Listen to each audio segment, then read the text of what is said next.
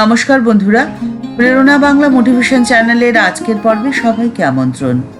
যারা প্রত্যেক দিন আপনাকে মানসিকভাবে ভেঙে ফেলার চেষ্টা করছে, তাদের উচিত জবাব কি হবে? এই জগতে বিভিন্ন রকমের মানুষ রয়েছে। কেউ আছে আপনার বন্ধু, আবার অনেকে আপনার শত্রুও রয়েছেন। সেটাই স্বাভাবিক, আর সেজন্যই আপনাকে সতর্ক থাকতে হবে। আপনাকে সম্পর্ক তৈরি করতে হবে খুব সাবধানে। কিছু কিছু মানুষ রয়েছেন যারা অন্যের সফলতায় ঈর্ষান্বিত হয়।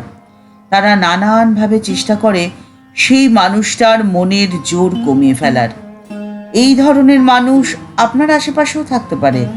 তারা হতে পারে আপনার প্রতিবেশী, বন্ধু বা কোনো আত্মীয় পরিজন। কী করে শায়েস্তা করবেন তাদের?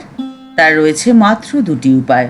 প্রথম, আপনি আপনার চারপাশে সেই সব মানুষকেই স্থান দিন যাদের সাথে আপনার মনের মিল হবে। কারণ আপনার সাথে যার মনের মিল হবে, তার মন হবে আপনার মতো সুন্দর। কারণ সৌন্দর্যের সাথেই আমাদের মনের মিল হয়, কেননা তা সুন্দর মনেরই অনুকূল। কবিগুরু বলছেন, যাহার হৃদয়ে যত সৌন্দর্য বিরাজ করছে, সে ততই সৌন্দর্য উপভোগ করতে পারে। সৌন্দর্যের সাথে তার নিজের ঐক্য যত সে বুঝতে পারে, ততই সে আনন্দ লাভ করে। এই আনন্দ হলো স্বার্থহীন আনন্দ, যা প্রকৃতি সুন্দর, তা সব সময় কল্যাণকারী, সদা মঙ্গলময়।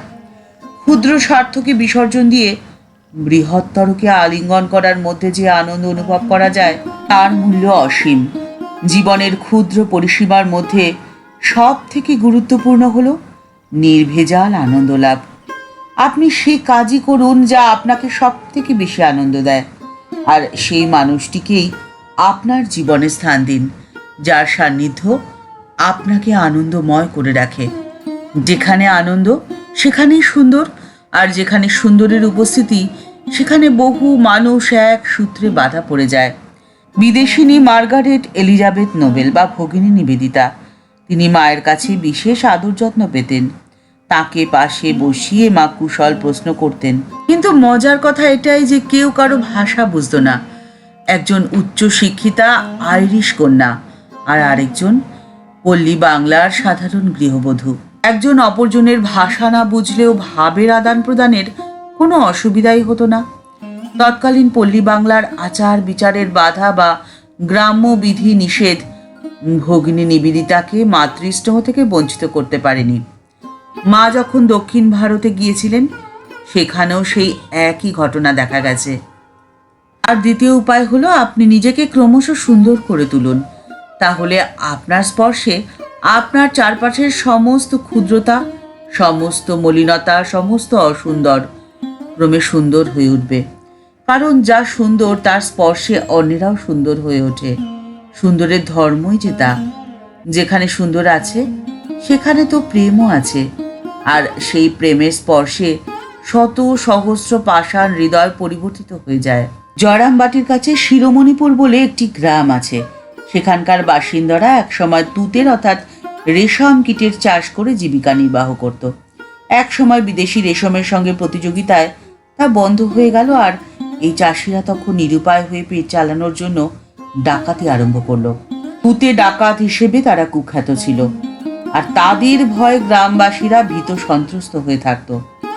জয়রামবাটিতে মাথা ঠাকুরানির জন্য পৃথক বাটি নির্মাণ করা হচ্ছে, আর সেই নির্মাণের কাজে নিযুক্ত করা হয়েছিল শিরোমণিপুর গ্রামের সেই তুতে ডাকাতদের। তখন ওই অঞ্চলে দুর্ভিক্ষ চলছিল। শুরুতে অনেকেই ভয় পেয়েছিল, কিন্তু তাদের ব্যবহার দেখে গ্রামবাসীরা বলতো, মায়ের কৃপায় যে ডাকাতগুলো পর্যন্ত ভক্ত হয়ে গেল রে। মাতৃস্নেহের সুন্দরতা, স্নেহ, ভালোবাসায় অসুন্দরও সুন্দর হয়ে ওঠে।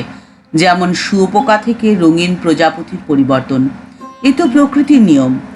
যা সুন্দর তার মধ্যে বৈচিত্র্য থাকে, তার রূপ বদল করে, কিন্তু অসুন্দর বড় একঘেয়ে। ক্ষণে ক্ষণে যা নতুনত্বের বর্ণছটায় ফুটে ওঠে, যে রূপ নিত্য নবভাবে উন্মোচিত হয়, রমণীয়তা তো সেখানেই।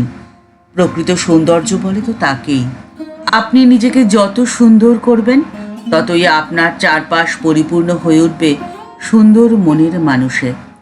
তখন আপনি থাকবেন সব সময় ভালো। ঠাকুর মা ও স্বামীজির চরণে প্রণাম জানিয়ে আজকের পর্ব এই পর্যন্তই। দেখা হচ্ছে পরের পর্বে। ভিডিওটি ভালো লেগে থাকলে তা শেয়ার করার অনুরোধ করছি। আর আমাদের এই চ্যানেলটি ভালোবেসে যারা এই পরিবারের সদস্য হয়ে গেছেন তাদের জানাই ভালোবাসা, শ্রদ্ধা ও প্রণাম। আর যারা এখনও এই চ্যানেলটি সাবস্ক্রাইব করেনি তাদের কাছে বিনীত অনুরোধ রইল চ্যানেলটি সাবস্ক্রাইব করে বেল বাটনটা ক্লিক করে দিয়ে অল বাটনটিতে ক্লিক করে দেওয়ার জন্য। তাহলে এই চ্যানেলে ভিডিও আপলোড হওয়ার সাথে সাথে আপনার কাছে নোটিফিকেশন চলে যাবে। সবাই ভালো থাকবেন, সুস্থ থাকবেন। নমস্কার।